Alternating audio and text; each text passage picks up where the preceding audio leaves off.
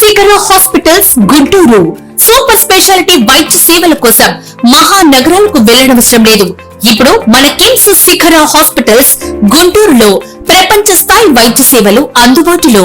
ఆరోగ్య సంరక్షణ కోసం 200 పడకలు కలిగిన హాస్పిటల్, 50కి పైగా స్పెషలిస్ట్ డాక్టర్స్, 63 ఐసీయూ పడకలతో నిర్మించబడినది.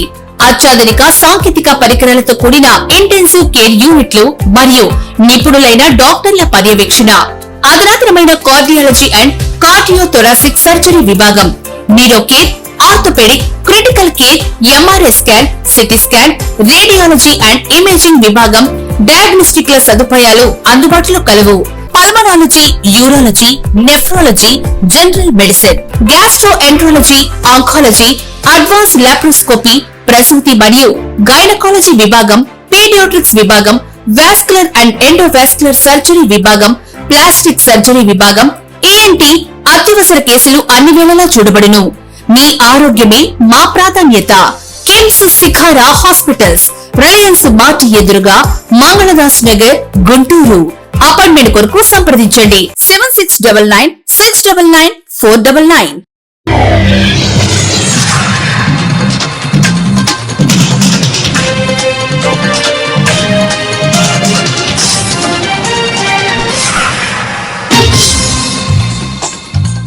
నమస్కారం, సిటీ న్యూస్ తెలుగుకు స్వాగతం. ఈనాటి వార్తా విశేషాలు. విజయవాడ పశ్చిమ నియోజకవర్గంలో పలు డివిజన్ లో నీటి సమస్య, డ్రైనేజీ సమస్యల పరిష్కారానికి పలు చోట్ల ఎమ్మెల్యే సుజనా చౌదరి శంకుస్థాపన చేశారు. ఈ సందర్భంగా ఎమ్మెల్యే సుజనా చౌదరి మాట్లాడుతూ, 2 నెలల క్రితం నాకు చెయ్యి యాక్సిడెంట్ అవడం కారణంగా ప్రజలకు అందుబాటులో లేకుండా ఉన్నాను. నా కోసం పశ్చిమ నియోజకవర్గ కూటమి నాయకులు, కార్యకర్తలు, ప్రజలు పూజలు, ప్రార్థనలు చేయడం నాకు చాలా ఆనందాన్ని కలిగించింది అన్నారు. ఈ కార్యక్రమంలో ఎన్టీఆర్ జిల్లా బీజేపీ అధ్యక్షులు అడ్డూరి శ్రీరామ్, కార్పొరేటర్లు, బీజేపీ, టీడీపీ, జనసేన నాయకులు, కార్యకర్తలు పాల్గొన్నారు.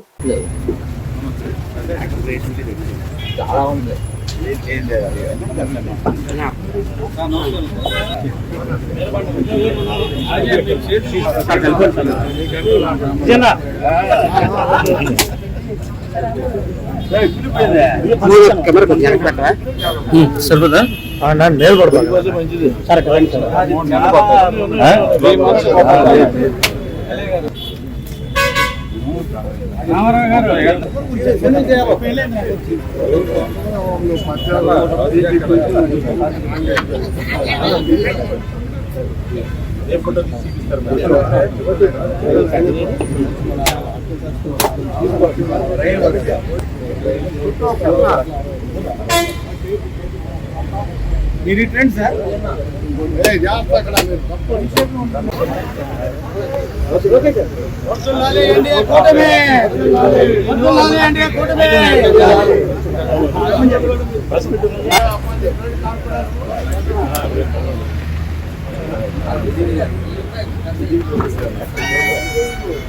మీరు పెట్టండి అక్కడ పక్కన. సార్ కూర్చోండి సార్, వెనక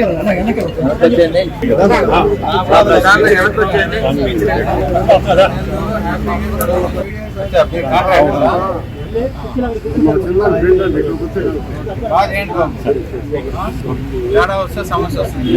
ముఖ్యంగా నియోజకవర్గాల్లో నాయకులకి, ప్రజలకి, అందరికీ కూడా గత 2 నెలల నుంచి నేను చెయ్యి ఫ్రాక్చర్ అవడం వలన రాలేకపోయాను. ఆ సందర్భంగా ఎంతోమంది నన్ను వచ్చి కలవడం జరిగింది. ఎంతోమంది చాలా ప్రేయర్స్ చేశారు. టెంపుల్స్లో కానీ, మాస్లో కానీ, చర్చెస్లో కానీ అన్నింటిలో కూడా వాళ్ళందరూ కూడా హృదయపూర్వక కృతజ్ఞతలు చెప్తూ, మనకు 1 year అయిన సందర్భంగా ఒకసారి అన్ని రివ్యూ చేసుకుంటే మనం కొంతవరకు చేయగలిగాం. నాకు ఎమ్మెల్యేగా నేను చేద్దామనుకున్నంత వరకు ఇంకా చేయలేదనేది నా ఉద్దేశం. చేయలేకపోయాననేది ఇంకా ఈ నెక్స్ట్ ఇయర్లో బాగా ఇంప్రూవ్ చేసి ప్రజాసేవలో నిమగ్నం అవుతాం. ఈరోజు 43వ డివిజన్లో ముఖ్యంగా డ్రైనేజ్ వర్క్, రెయిన్ వాటర్ని నియంత్రించడం, తర్వాత ఎప్పటికప్పుడు ఎక్కడా కూడా వాటర్ లాగింగ్ అవ్వకుండా చేయడానికి ఈ వర్క్ ఓవరాల్గా అయితే 43, 55, 39, 54 4 డివిజన్లు కలిసి 7 కోట్ల వరకు మంజూరు చేయడం జరిగింది. దాంట్లో ఈరోజు శంకుస్థాపన ఎక్కువ పీరియడ్ దీనికి తప్పకుండా ఈ గారు కూడా చెప్పారు. త్వరగా ఇంకోసారి మళ్ళీ రీఎస్టిమేట్ చేసి, అంటే డబ్బుకు కాదు టైంకి, సంవత్సరం కాకుండా 3-4 నెలల్లో కంప్లీట్ చేయడానికైనా కాంట్రాక్టర్ గారితో కూడా మాట్లాడి మళ్ళీ సబ్మిట్ చేస్తా అన్నారు. తప్పకుండా ప్రజలందరూ కూడా దీన్ని వినియోగించుకొని ఇంకా పరిశుభ్రంగా పెట్టుకోవడానికి అవకాశాలు వస్తాయని చెప్పిన నమ్మకం. ప్రజలు దీంతో పాటు ఇంకేదన్నా కనుక మార్పులు, చేర్పులు, సలహాలు, సందేహాలు ఉంటే మాత్రం తప్పకుండా మా ఆఫీస్కి తెలియపరచవచ్చు, కోరుకుంటవచ్చు. సార్ ఒక్కొక్క డివిజన్కి ఎంత సార్ ఖర్చు పడుతుంది? ఒక్కొక్క డివిజన్కి 4 డివిజన్లు అన్నారు కదా. అంటే విజయవాడ పశ్చిమ నియోజకవర్గంలోని జగన్నాథ రథయాత్ర అంగరంగ వైభవంగా ప్రారంభమైంది. ఈసారి అమరావతి రథయాత్రగా ప్రత్యేకంగా నామకరణం చేయబడిన ఈ ఉత్సవం సితారా గ్రౌండ్స్ నుంచి సీతమ్మవారి పాదాల దాకా విస్తరించనుంది. రథంపై శ్రీ జగన్నాథుడు, సుభద్రమ్మ, బలభద్రుడు అలంకారికంగా ప్రతిష్ఠించబడి భక్తుల కేరింతల నడుమ పురవిహారానికి సిద్ధమయ్యారు. ఈ రథయాత్రలో భాగంగా స్థానిక ప్రజాప్రతినిధులు కూడా పాల్గొన్నారు.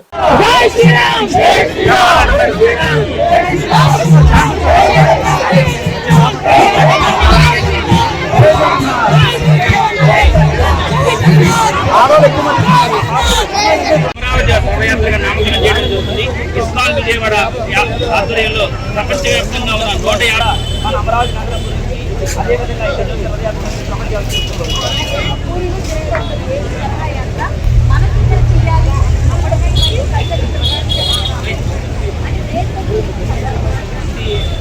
ఇస్కాన్ మందిరం నగరం కింద గౌరవ ముఖ్యమంత్రి గారు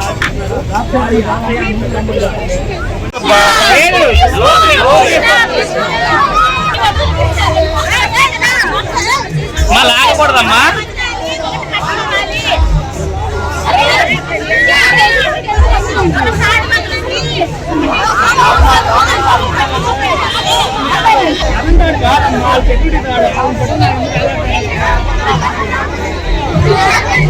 కృష్ణా జిల్లా గుడివాడ వ్యవసాయ మార్కెట్ యార్డ్ లో ఎమ్మెల్యే వేణుగండ్ల రాము పర్యటించారు. యార్డు ప్రాంగణంలో పెద్ద ఎత్తున ఖాళీ స్థలాలు, నిరుపయోగంగా గోడౌన్లు, షెడ్లు ఉండడాన్ని గుర్తించారు. రైతులకు అవగాహన కల్పిస్తూ ఎప్పటికప్పుడే భూసార పరీక్షలు నిర్వహించాలని వ్యవసాయ శాఖ అధికారులకు సూచించారు.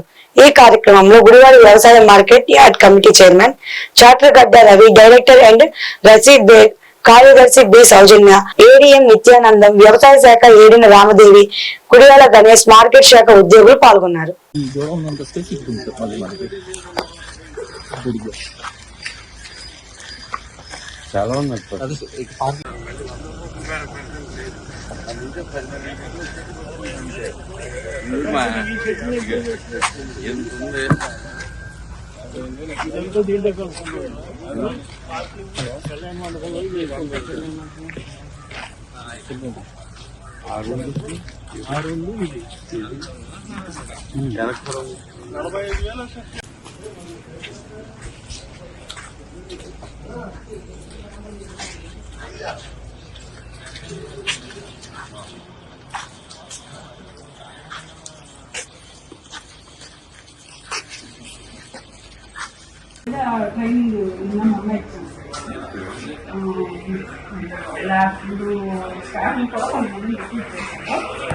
కృష్ణా జిల్లా నందివాడ మండలం జనార్దనపురంలో కొంతమంది రైతులకు చెందిన పంట పొలాల్లో ఏపీ ట్రాన్స్పోర్ట్ డిపార్ట్మెంట్ కి చెందిన అధికారులు హై టెన్షన్ లైన్ల టవర్లను అనుమతి లేకుండా నిర్మిస్తున్నారని రైతులు వాపోయారు. ఈ టవర్ల నిర్మాణానికి పర్యావరణ అనుమతులు గాని, మైనింగ్ అనుమతులు గాని, అదే విధంగా జాతీయ రహదారి మీదుగా లైన్ వెళ్లాలంటే నేషనల్ హైవే అథారిటీ వారు అనుమతి కూడా తీసుకోవాలని, ఎటువంటి అనుమతులు లేకుండా వారు దౌర్జన్యంగా పోలీస్ పికెట్ ఏర్పాటు చేసి మమ్మల్ని పొలంలోకి రానివ్వకుండా వస్తే అరెస్ట్ చేస్తామంటూ భయపెట్టి పోలీస్ పహార నీడలో టవర్ల నిర్మాణం ఏర్పాటు చేస్తున్నారని రైతులు తెలిపారు.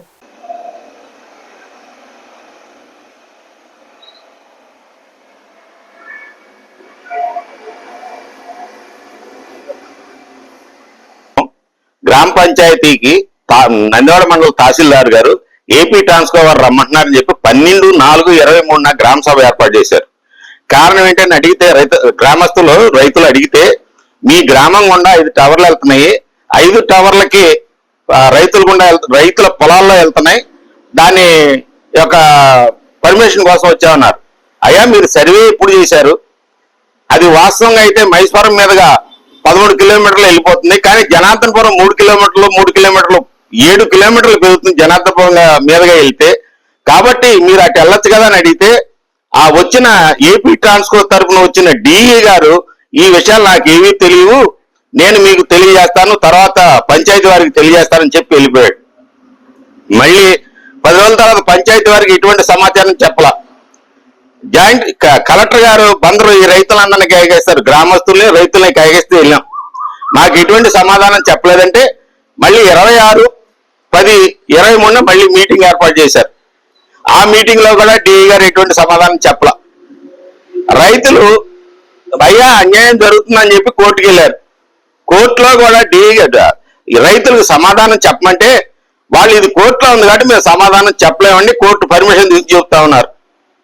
తర్వాత పనికిరాని కాగితాలు పంపించారు కానీ అసలైన సమాచారం సర్వేకి సంబంధించి కానీ టవర్స్ సంబంధించి కానీ అంటే కారిడార్ గురించి కానీ ఎటువంటి పర్మిషన్ అంటే రైలు దాటిస్తే నా పేరు సుధాకర్ రెడ్డి. ఆ రోజున జరిగిన దాంట్లో నేను కూడా ఉన్నాను, మా పొలం కూడా అక్కడ ఉంది. 89 మంది పోలీసులు వచ్చి మమ్మల్ని చేలో కూడా వెళ్ళనీయకుండా టవరు నిర్మిస్తానికి బలవంతంగా అలా దీని మీద నడిచారు. కేవలం పోలీసులతోనే నడిచి చేయించారు. మమ్మల్ని ఆర్డీఓ ఆఫీసుకు రమ్మనమని ఈ లోపు వాళ్ళ పని వాళ్ళు చేసుకున్నారు. మా పోయినసారి ఆర్డీఓ గారి దగ్గర కూడా దీని గురించి మాట్లాడితే దాన్ని ఏమి సమాధానం చెప్పకుండా వెళ్ళిపోయారు కరెంటు వాళ్ళు. ఇప్పుడు ఇది బలవంతంగా చేస్తున్నారు, దాని మీద తగిన చర్య తీసుకోవాలని కోరుతున్నాను. ఇప్పుడు టవర్ లో లైన్లు వెళ్ళే ఏరియాలో మా పొలం అనేది ఉంది, మా పొలం కూడా ఉన్నది.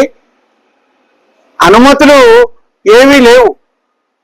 మామూలుగా ప్రభుత్వం, గత ప్రభుత్వం కానీ ఇప్పుడు కానీ రీసర్వే కొనసాగుతూ ఉంది. సహజంగా రీసర్వేకి రెవెన్యూ అధికారులు పొలంలోకి వస్తే ముందుగా రైతుకు నోటీస్ ఇచ్చి మీ పొలంలోకి వస్తున్నాం, రీసర్వే కోసం వస్తున్నాం అని చెప్పమని ప్రభుత్వం చెప్పింది. అలాగే ఇక్కడ అధికారులు, ఈ ట్రాన్స్కో సంబంధించిన అధికారులు అటువంటి విధానాన్ని ఏమీ అమలు చేయటం అనేది జరగలేదు.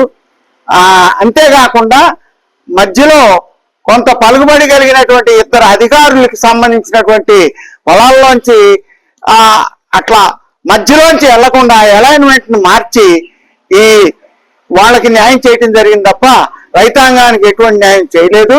అంతేకాకుండా వాళ్ళు వచ్చి ఈ వార్తలు ఇంతటితో సమాప్తం. మరో బులెటిన్ లో మళ్ళీ కలుసుకుందాం. అప్పటి వరకు నమస్కారం.